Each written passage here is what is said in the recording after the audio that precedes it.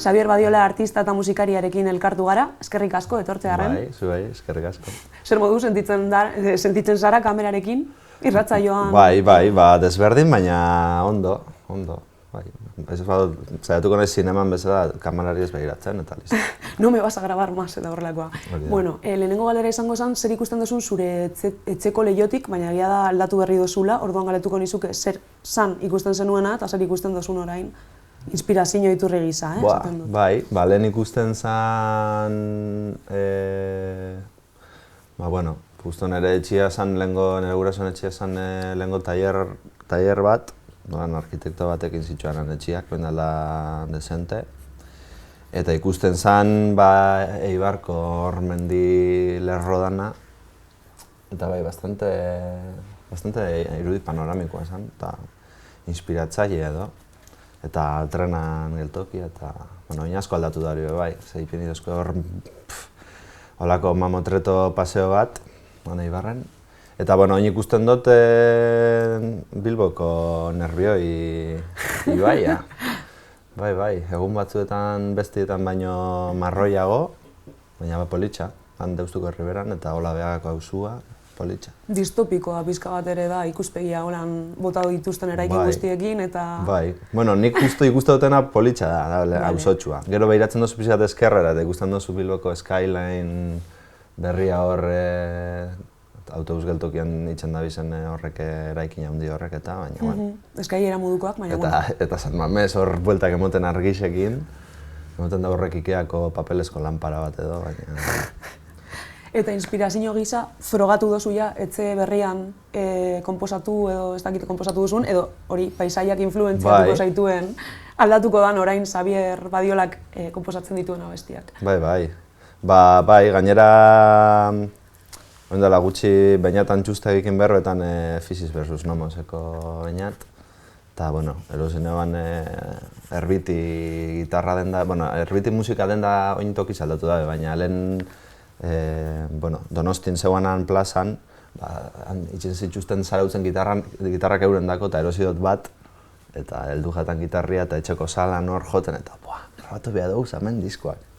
Eta nire pixukideak nahi dugu grabatu bat, igual disko zigilu baten beharko dugu. Orduan posiblea dela bertan zerbait grabatzea. Bai. Eta aurretikan grabau izan dut nik, oin nabil pixkat kualitatiboki, pausotxo bat iten dugun gora, ez larregi, baina... Momentu honetan, astearren leku batetatik zure diska aterako dozu, martxoaken, zein egunetan esan dozu? Martxoak 18an, egongo da plataforma batzuetan. Batzuetan? Ja, danetan ez dugu esaten, boikotak eta... Nola dara mazu hori? Oso ondo. Egisa da, ustot Ruper Rodorikak esan zebala, euskal musika estena txikia izan da horako boikot baten sartzia dela pixkat, ikusgarritasunan aldetik kaltegarri izan leikela, baina... Eta egisa da honek plataforma danak diala teknofeudalista, fascista, sionista, aukeratu zure ze jenderen eskuan daude olako plataforma.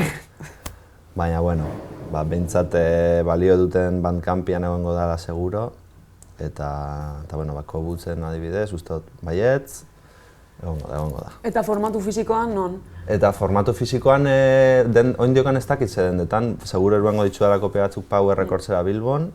Kontzertuetan, jendea jondabila. Kontzertuetan, noski, eta momentu ze hartu dut autua viniluen bakarrik ateratzeko. Zedeak, egisa da, zedeak saltzen dira zela vinila baino gutxi hau. Eta igual jendeak kotxean etentzuteko aukisten dau, baina ez dakit. Formatuak eta musika moldeak nik uste dut viniluan keskatzen daben arreta behar horrek ez dakit emoten dutzala beste pixu bat edo. objektuaren gainera, no? Garai honetan dana digitala dana, eta baita ere pentsatzen enbilen agian jendea entzuten duena musika, bai biniloan entzuten dauela gehiago. Bai. Orduan, ez dakit. Bai, eta bueno, ez da soinu kalitatean zera bat edo nik uste dut hori bigarren mailako zeuze dala. Nik uste dut dala gehiago behartu iten detzula hor onduan egotera. Ezin dozu pausa emon, bueno, igo zeinke horratza eta infusio batein eta buelta, baina behartzen dutzu, behintzat 15 minutu horrek edo alde hori entzun, eta bueno, gero badakazu tartetxo bat inbiadozu nahiteko, baina behartzen dutzu entzutera. Arreta. Hori da. Eta bueno, justo nik ez ditut itxen disko kontzeptualak, baina nik uste dut bai diskoen abesten arteko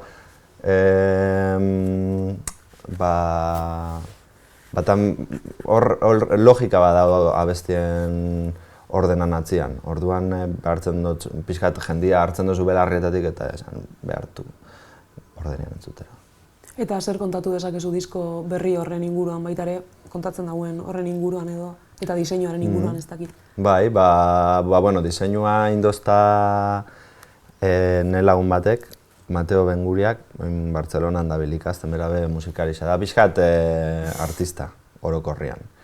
Eta bueno, lehenguan Iñaki Larrañagari eskatu notzan bezala, bueno, viniloan diseinu berrian lehengo diskuan bai portada originala dagoela eneko kaosen argazki ederrakin. Nahi neban zehoze pixkat ireki haua be diskua nik uste dut badala pixkat, lehengua da folki haua, ez folkloriko haua edo. Errokoa. Bai, estatu batu arrago, igual, hori Dylan eta asko entzun, bueno, ni salia naiz, baina hori, Dylan, Jackson C. Frank eta jende horren baildotik, baina bigarrena, igual, bai azten dela pixkat horre eta gero diskoa aurrera joan ala noia abstraitzen, nik esaten duen bezala. Osa, portadia nahi neban horren, bueno, hori indartzia baitza. Eta nola uste duzu hartuko dauela jendie, baita ere bilakaera hori, ezta? Folketik abstrakziora, ezta? Bai, jarraitzen du izaten gitarra eta botza, gero igual sartu ditut beste egongo dia beste bi musikarin ekarpenak. Bueno, nahi ditxuan koruak indostaz nakarreko Jon Elazpiurrek eta txeluak Trigger Prototxelo hori eskatu notza zen. Eta, bueno, egisa esan sorpresa handia eruan gendun, ze einagutekin ez genekigun grabatzera jarri zan arte sesoian eitera, ze arregloak zituen idatzita, baina esoztan bidali grabaketan nik bezan otzan eixu, entzun eta esango doztazu. Ze guai, ze guai. Eta, bai, ze bai nire independentzia aldetik eta medio ekonomiko aldetik gero nahi bozu komentatzia ze suposatzen daben gaur egun hemen inguruan musika jotiak ekonomikoki edo bakarkataldian eta hori dana. Bakarkakoa jarraitzen du izaten zure bigarren diska, esan duzu agian ez zaudela momentu baten nun talde batekin joko zenukeen edo? Bai, askotan jendeak komentau izan dozta eta ze, ez duzu eruango bandarik, ez dakit, ja pixkat erraztasuna badakazu kontzertuak lortzeko eta banda bia nebala pentsauko banean, eruango neban bandia, baina ez dut uste.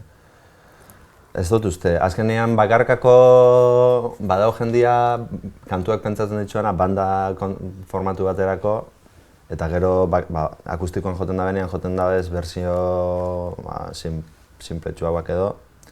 Baina nik abestia pentsatzen dut joteko gitarraz bakarrik, orduan gero datozen ekstrak dira abestiak bia baldin badau abestian mesua indartzeko bestakit.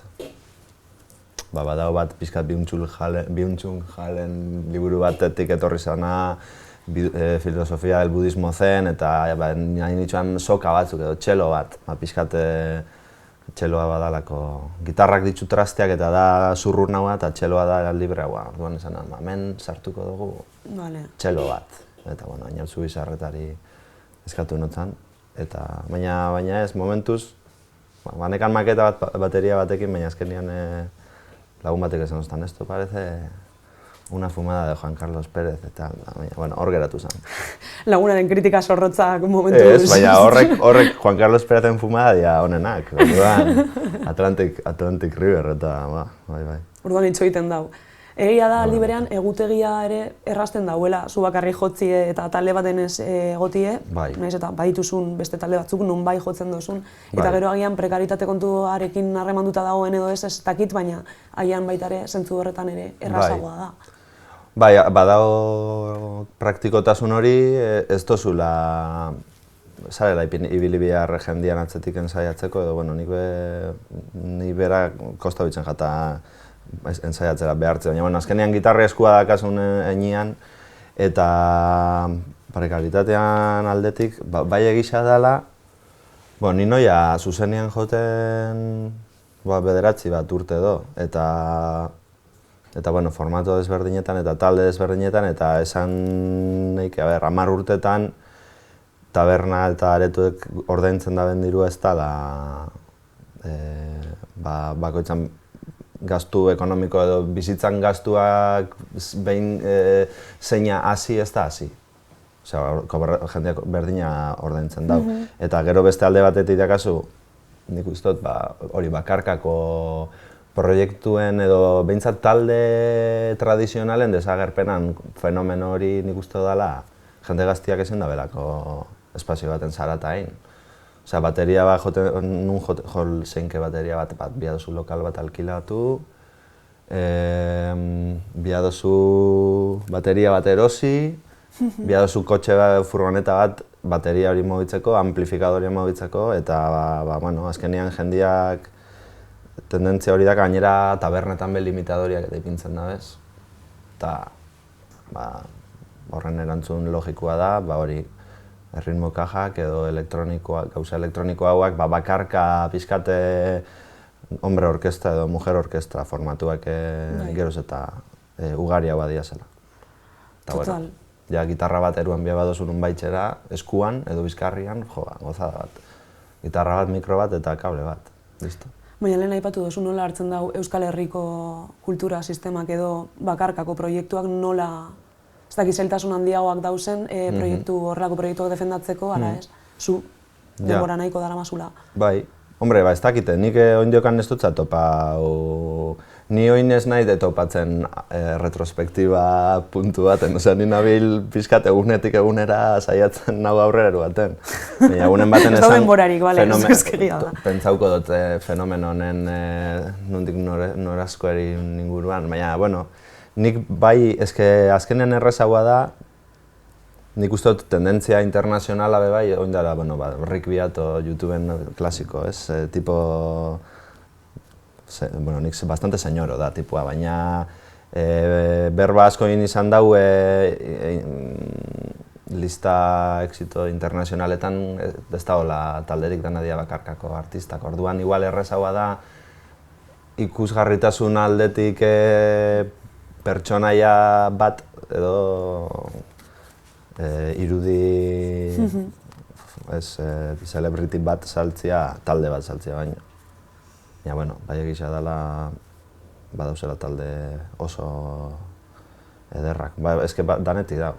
Marka saltzia nik uste dut dela, momentu honetan, marka bat sortzea eta marka indartsua bada. Bai, errezagoa da pertsona bakarra engainatzea marka hortan sartzeko, bost. Baina musikaria dana gare burutik jota, orduan zailagoa da, 5 pertsonako zehoze saltzia eta 5 pertsona sartzia furgoneta baten eta ez dakit nora bialtzea. Azkenean ekonomikoki diablea da. Eta gero borroka, gainera taldietan askotan borroka da. Bai, askoz berrezagoa da pertsona bakarra kontrolatzia, ez? Gainera, bueno, historikoki musikak auki dituan musikariak lotzen diazen bizitza estiloak edo lehen zelako esan jendia. Gure rock izarrak danak zian, ez da bat egiten gaur eguneko gorputzaren fitness eta ongizate horrekin, baina eta ze pentsatzen duzu horren inguruan, el Club de los 27 eta hori, mitifikazio bat ere egon da.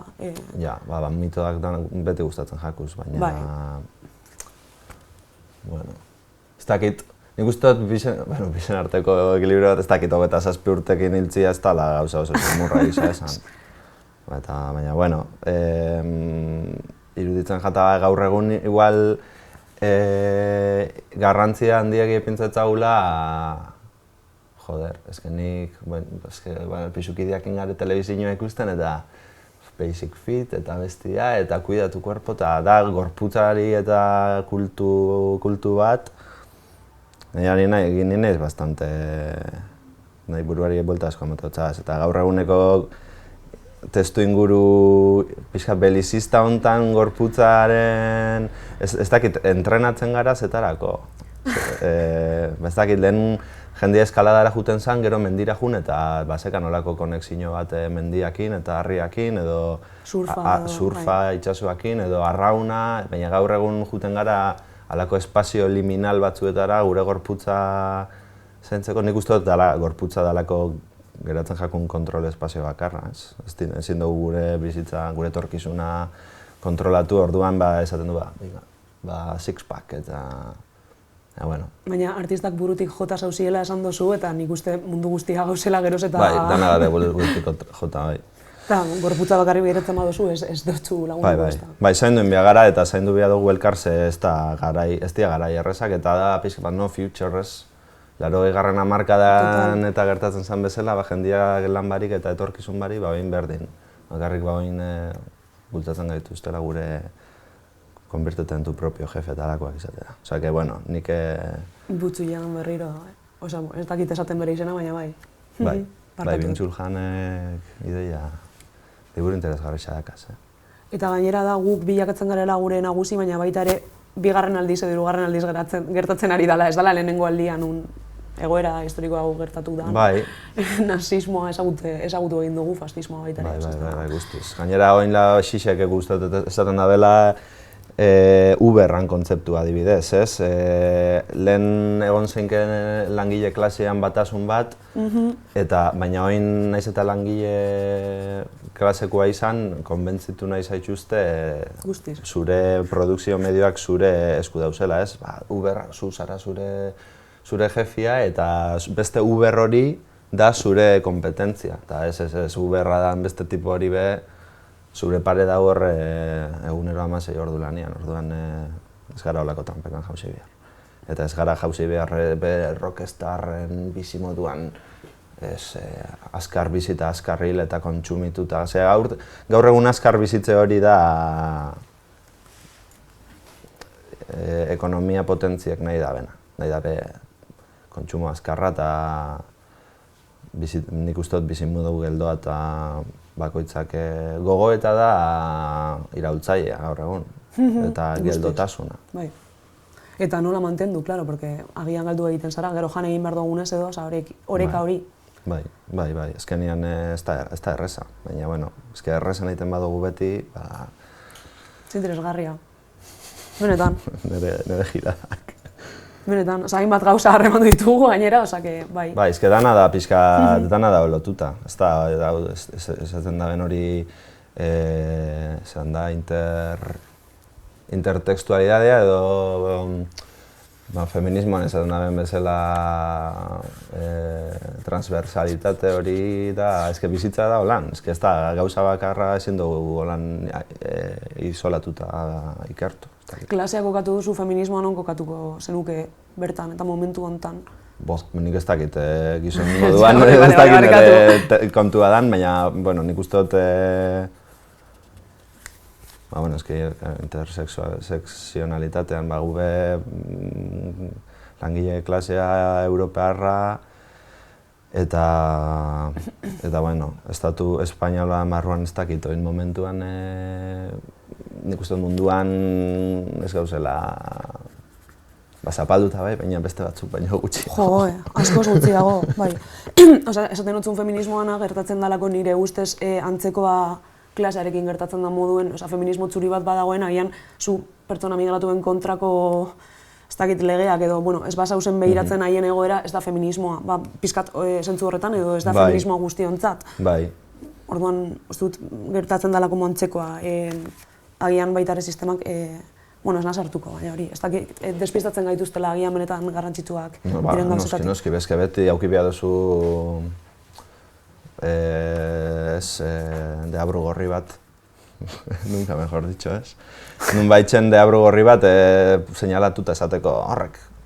Hemen dakasun gauza, hemen dituzun gaizki honedanak, haren are erantzuleak.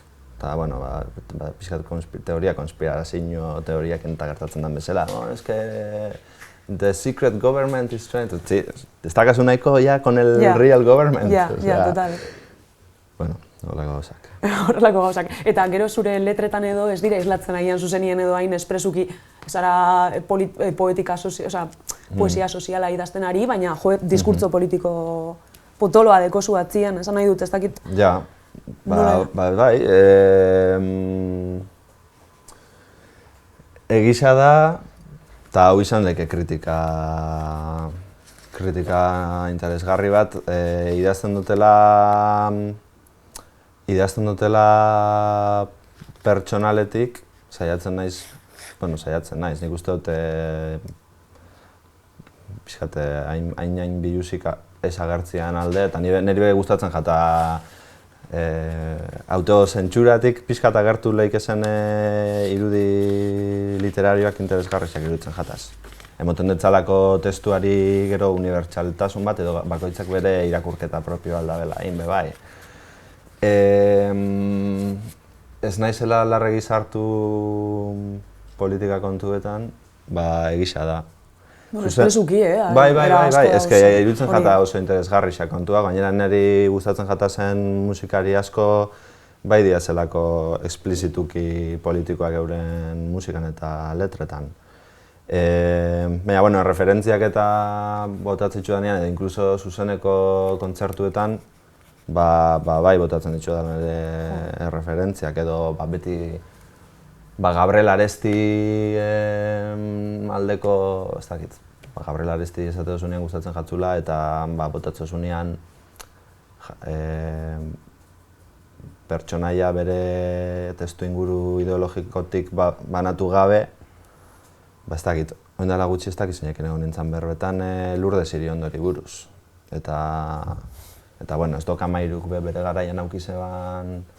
Ez que azkenean egiten duguna politikoa da, orduan igual instituzioetatik saiatu zeinke bere garaiko borrokan sartuta zeban pertsona bat pixkat desbinkulatzea edo pixkat zerbait apolitiko gisa aurkeztia, baina ez que hori ez da holan. Eta, bueno, hemen gaina Euskal Herrian iraganera juten gara denean zaila da topatzia inor, ez dakit, zaidazu edo ez dakit, kantugile eta esango dut, ez que argi daun zeinen alde eta zeinen aurka dagoa zen, edo ze defendatzen da, hori argi dago. Bai, eta diskurtso bat izan dezakezu, galdetzen ari nintzen erabaki duzun edo agian bazu konposatzen ari zarenean, poeta batek esan zidan moduan, nik ez dut berba egiten politikoki, baina bai poetikoki, eta poesia horretan politika asko zegoen.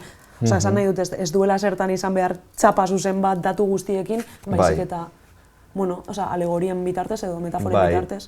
Eta, bueno, nik daka tendentzia idazteko asko emozionalki momentu zaietatik. Eta momentu zai horiek emozionalki badare gauz harremanak eta bikoteak, familia kontuak, baina badaude bai prekaritatea. Eta lehenengo diska grabanean bezala ez egualako dirurik.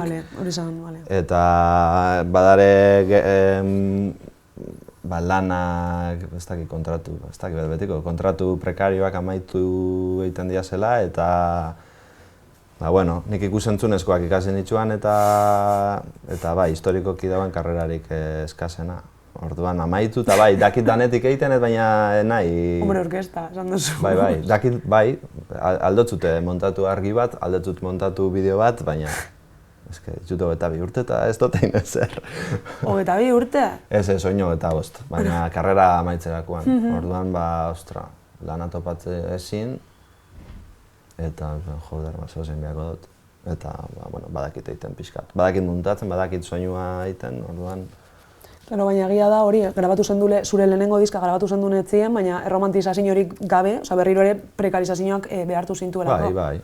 Eta argi dago horre dirua dakanak ordain dingo dotzala, non horri zehose egiteko, eta ez dakanak ikasin beharko dago, eta bere denbora inbertidu hori ondo egiteko. Baina gero badau jendien, barkatu, bukatu. Bai, bigarrena, lanian eta ibili naizenez, eta kontzertuekin eta zehose bildu dutenez, bai, auki dutela aukera, Xabi Agirrekin grabatzeko, eta ez da izan alako ultraprodukzio bat, baina behintzat saiatu behar garalako bakoitza ondo dabilen enean inguruko jendia gurekin ekartzeko. Ez dela non horre aberazteko kontu bat. Eta, hemen ez da inor ez da aberaztuko, ozake. Ikusentzunezkoetan ez, eta musik, baina ez gara gu izango. Gogorarazi didazu, ezagutzen gara Amaia Miranda dela eta berak bai agian etxean grabatu ditu gauzak, baina zorionez ez da izan agian prekaritate kontu bategatik, baizik eta Amonaren sukaldien, ez da, edo soinu kontuengatik, ez da, zuk horrelako frikada zoragarriak egin dituzun, edo zer pentsatzen duzun. Bai, ni bai izan naizela, folk etiketakin baditzu nire dialektika eta gogo, ez dakitolako buru bueltak. Baina bai gustatzen jata gertutasun eta intimidade hori lortzen dituzten diskoak gehien badialako jendiak euren etxietan grabatutako diskoak. Ez dakit, badaue referente... Ian A. Anderson gustatzen jata ez jetrotulekoa bestia.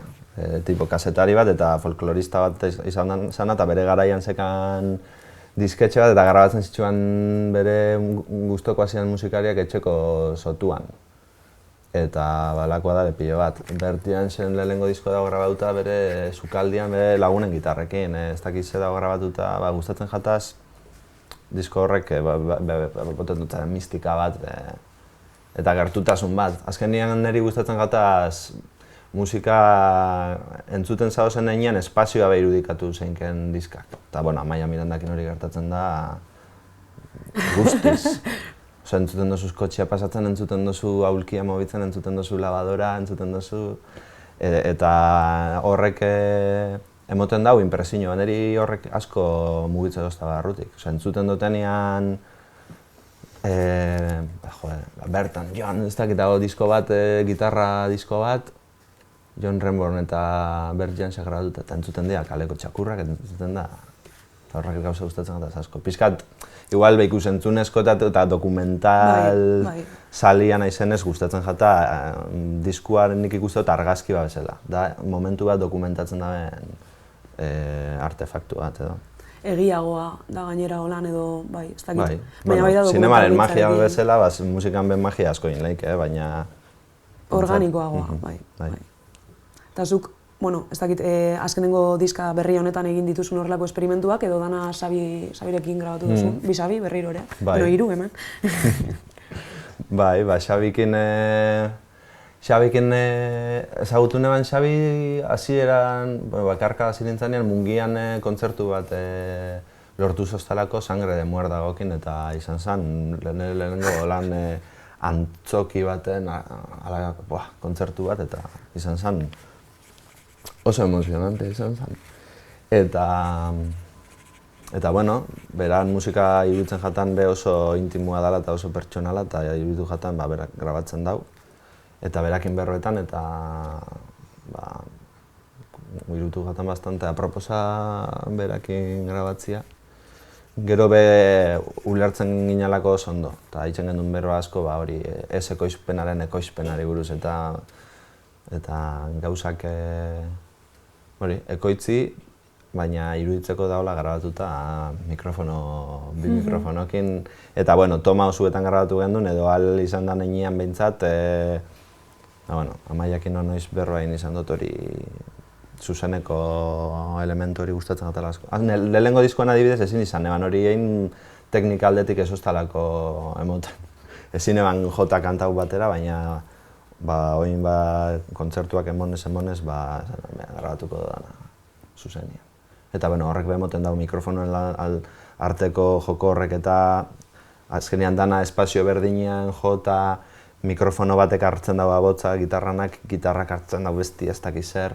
Emoten dutza danari alako beste, erdeazko sangre ez, edo bleed ez, odola botatzen dago,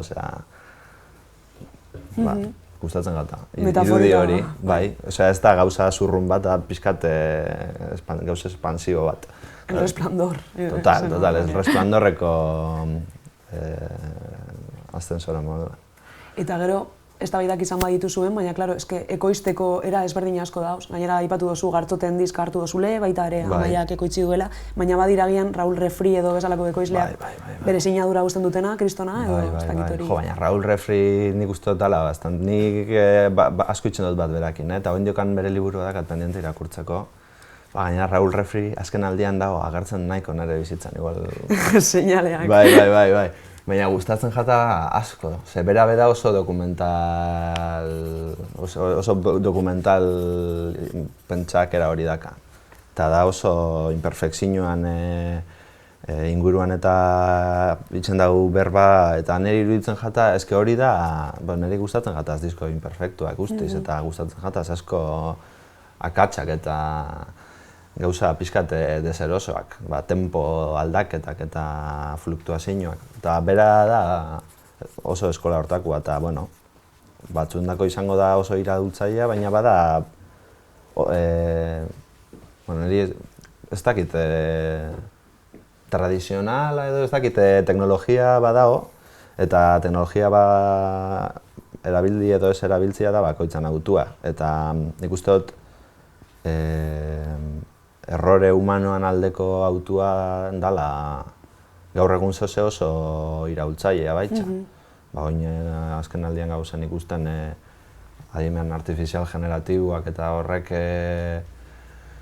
badagoela jendia esatetzuna alko dutzula generatu John Lee Hookerren disko bat edo ez dakit abesti handetako akumbia bat, baina bai, ez dakit musika entzuten dabenak eta ulertzen dabenak badaki dagoela elemento humano hori, imperfekzio hori, arima hori bebe, ezin dana, nik uste ezin dana sortu, aurretikan sortu dan eduki esaten den bezala, eduki guztian remix bat egitetik. Makina bat ezin da egon triste edo... A machine can never be angry or horny, therefore it can never make art. Eta adimen artifiziala egiten da bena oinartein daukua hartu eta... Ezke da... Eskubideen kontua. Mezuak bialtzerakoan autokomplet hori. Adimen artifiziala da hori, baina, alo bestia. Eta, bada pixkat magia truko bastante garesti bat, munduko, guri igual ez, baina munduko jende askori, bizitza okertzen ari jakona asko. Diseinatzaile grafikoei pilo bat, badauz euskal irudigileak Madrilera juten eta kesaka. Bai, eta hango Ego Ameriketako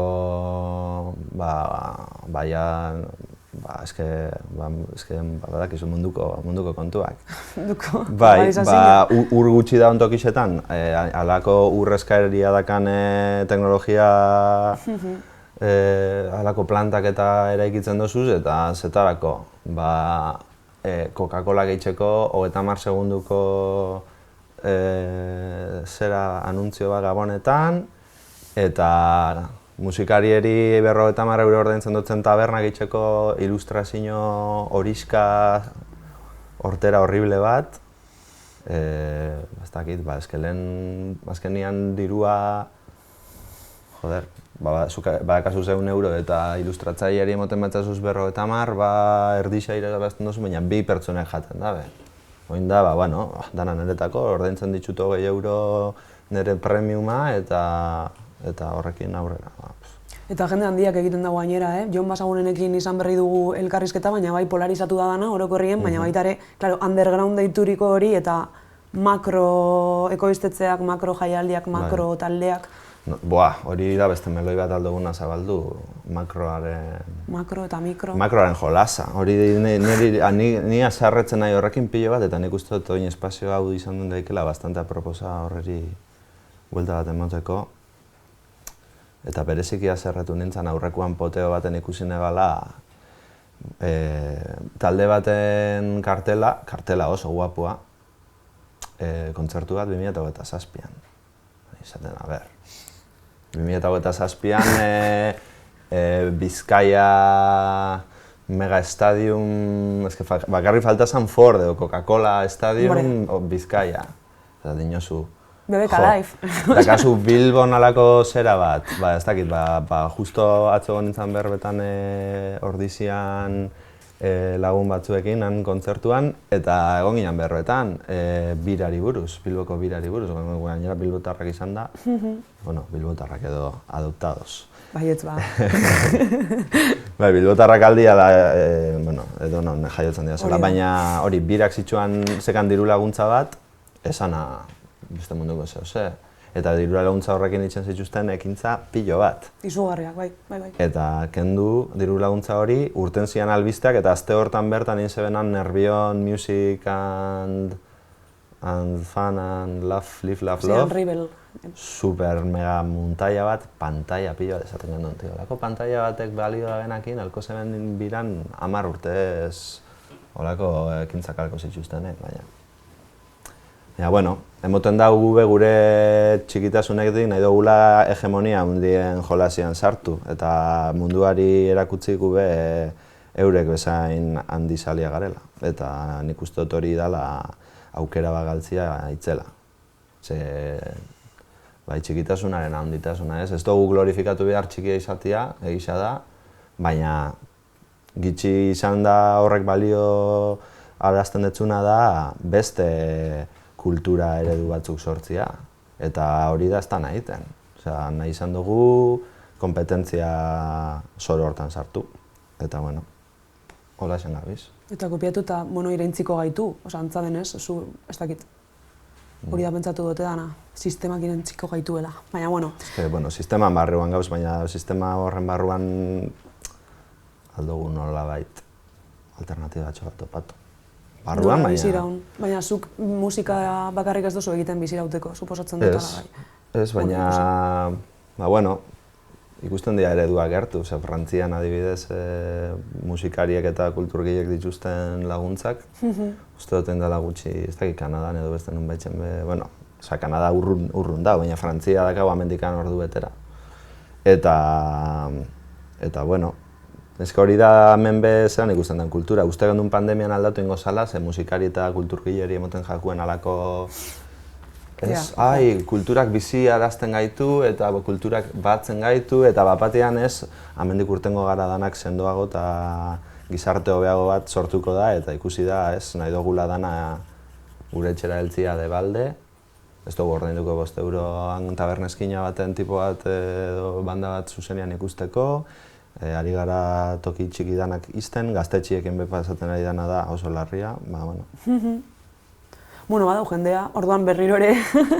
Bai, beti dago hor nun baitzen burruketan. Eta hori jende hori da babestu behar duguna. Kontzertuak dituzu itzitak? Momentuz nabil, hori ez dakit, botaz ez ditu kontzertu larregi. Irailean dakat bat Frantzian egoaldean, momentuz, baina gitxika. Bale, zure diska berriaren sormen prozesu horretan, Xabirekin egin dozule, zein izan da bere papera, ezta? Zein izan da ekoizle gisa, asko sartu da, eta nola hartu duzuzuk. Errepikatzeko gogoak dituzula dirudi, ondoan bizi zarelako orain. Bai. Oin bai guztoko jatala etxian eitia, oin beste... Bale, ia da, esan dozule.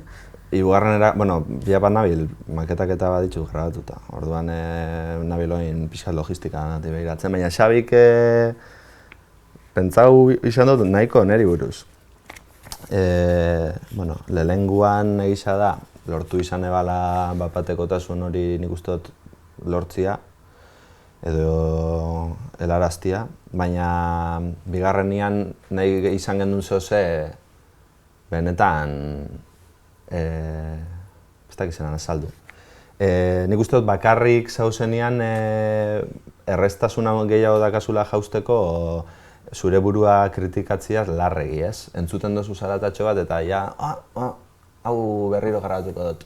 Edo itxen dozu hanka sartzen dozu eta geratu itxen zara eta berriro hasieratik hasi, nik uste dut Xabikin grabatziak emon doztala balio, osea, ahalbidetu doztala gauzak alik eta azkarren eitxera. Eta azkarren eta gehiagin porta barik hori dinot exigentzia puntu batetik esan da. Baina bai ahalbidetu doztala ez obsesionatzera. Behartu dozta planteatzera zuzeneko bazan bezala.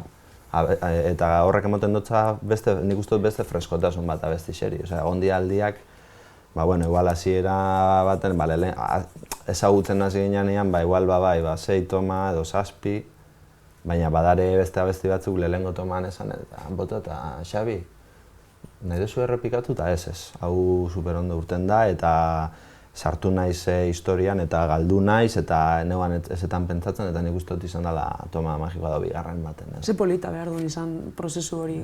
Eta ja sartzen zaranean erritmo hortan, egun batian ez dakik grabau genitxuan 8 edo 9 kantu. Orduan horreken, gauza batzuk egin behar poliki, baina nik uste dut best badakela musikan freskotasun hori mantentziari nik emote dutzat importantzia asko. Eta zure pertsonalki konposatzerako eran, badau seinale fizikoren bat hau galdetu dute baitare basagureni. Bukatzen dozunean abestia edo basara, esan dozu, obsesio puntu bateko zula eta orduan egongo zara bueltaka eta agian irudituko zaizu kakasarra bapatien egin dozune edo? Nik uste dut amaitzen dutenean zehose dela, amaitu izan ditut gauzak eta gero ez gustatu, baina heltzen banaiz prozesuan puntu batera nik uste dut ja abestia geratu itzen dela gustatzen jatalako. Eta gustatzen jata ez pentsatzia. Osea, nien nahi badago jende bat esan da, abesti honeri nahi dutzate, abesti hau da edo abesti ateratzen dabe eta emotetan kristo txapa emon abesti buruz eta esate, tio. Abesti bada argazki bat. Bota argazkixa eta atera eta da, segi urrengoakin eta ez da kuantitatibo izate utzan aldeko ze, baina, igartzen baduzu zure kritika edo hortatik ondo dauela. Niri asko gustatzen jata Neil Young eta Neil Young izatau nik idazten ditu letrak eta idatzi dabena bota dau. Edo hori grabatzen dau bapatian, edo Eki Lambertek bigarrenian nik uste zituela letrak idatzita eta melodiak improvisatu zituen eta horrek eratu ziren. Hori da magia, hori da momentuko energia hori argazki bat ateratzea zela. Oso metafora ona dela uste dut, bai. Eta gainera egia da bestela esenukela inoz bukatuko eta autoexigentzia horretara eramango zintuela. Zuretzat diska berri honekin zer izango litzateke arrakasta? Hainbat gai ikutu ditugu, hortaz ez dut uste izango dela los 40 principalesen lehenengo postuan egotie, edo agian batean bai, baina zer lortu nahi dozu edo zerk? Ni nago oso posi oinarte gertatzen ari danakin dela, topatzen dozula jendia animatzen dana gitarrakin gauzak egitera. Pixkat buelta motera, betiko akorde bueltatik eta gertatu jatana Maia Mirandakin beste modu batera planteatzea. Azkenian gitarra bakoitza daka bere historia edo ikusi dugu beste pertsona gitarra akustikoa holan joten edo ahaztu itzen gara beste modu batzutara erabili zeinkela hori.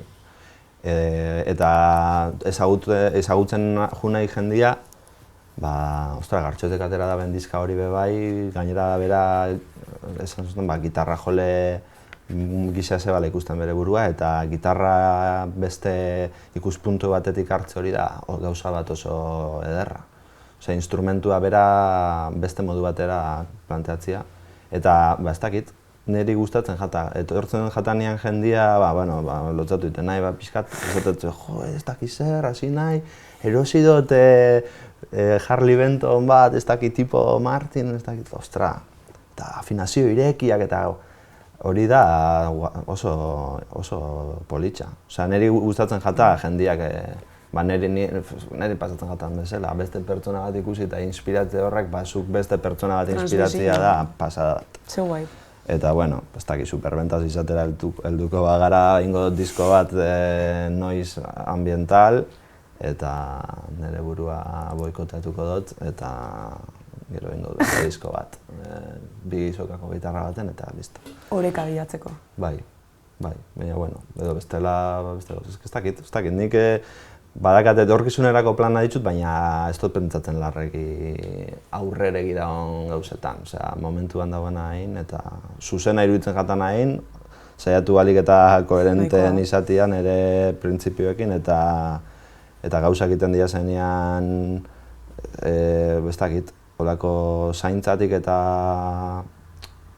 goxotasunetik azkenean gero ez dago damutzeko arrazoi gutxi geratzen dira, osea, hori, zuzena izan danakin eta listo. Eleganti, en plan my way abestia bezala geratu da hori pizka bat. Sinatra. Ez dugu astirik izango meloi hori irekitzeko, ala bai. Gure rock izarrak. I want my rockstars dead, ez? Bill Hicks. Neri rocks bana. Eta Kurt Cobain honain, agian hil dutela, esaten dutela. Zein? Kurt Cobain. Baina, Kurt Cobain eta Yoko Ono eta Courtney Love eta dana. Ez, la culpa de todo ez dakit. Sí, hombre, hori beti badakizu. Narratiba horrek izaten dira beti, Elvis esango dabe Priscilla kakatu zebala eta, hori, ez da nire meloia zabaltzeko, baina mesedez. Irakurri zuen rock izarren biografiak eta ikertu biografia horren biografoak zentzu diren, bai. Zoragarria, eske hemen utziko dugu. Jendeak zure sare sozialetan topatu balditu bai zure kontzertu datak, zein bestelako informazioak? Bai, Instagramen Xabier Badiola gehixen erabiltzen dutela, dakat Facebookoan pizka jende nagusiak eta enteratzeko bai. Musikari asko dau Facebooken egia da oraindik. Eta bai, diskua nahi baduzu erosi nunbaitan fisikoan Bandcampen topatu. Kontzertuetara jun. Kontzertuetara jun. Hori da azkenean, Bandcampe bediruak eruaten dauz azkenean eta honena eskura emotia. Zegoen egun bat nunez. Bai, hilabetero lehenengo ostiralean uste dala. Baina, gero disko dendetan be bai, lehenengoa badau Power Recordsen, momentuz Bilbon, eta, bigarrena heltzen danean biniluan be, hori Bandcampen egongo da, balio dutekin bat egin dut. Ze nahi neban olako komunidade sentsazio hori. Osa, bai, balio duten diskak egartzen dira zen kajetan, agertuko da neria bai. Bilatuko dugu. Bai. Eskerrik asko gurekin egotearren. Bai, zuri. Aipatuko dizut, lehen aipatu dizudana. Gauza asko esan dituzu, oso sakonak gainera. Orain zuk zein galdera egingo zenioke entzulegoari? Nik uste dut dano ditugula molestatzen dozkuen kontuak eta galdera baino nik esango neban, holan planteatuko neban, adibidez Spotifyen kontuakin eta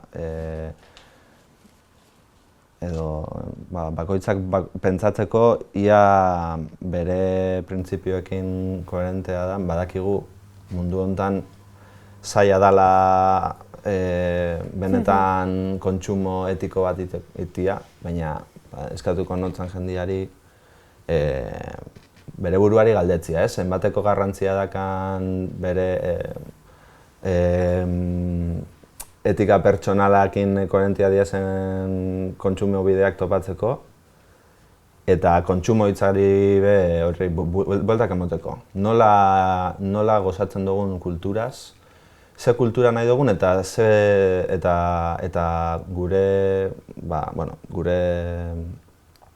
gure ekintzak zeintzu dian horreri buruz gogo eta egiteko. Nik uste dut gaur egun dakagun erresistentzia toki bakarra geratzen dena da erantzukizuna. Erantzulak izatea gure ekintzekin. Eta hori, ez dakit. Horrekin geratuko nintzen. Eta zuen auzokideri berbaitea poliziari biharrian.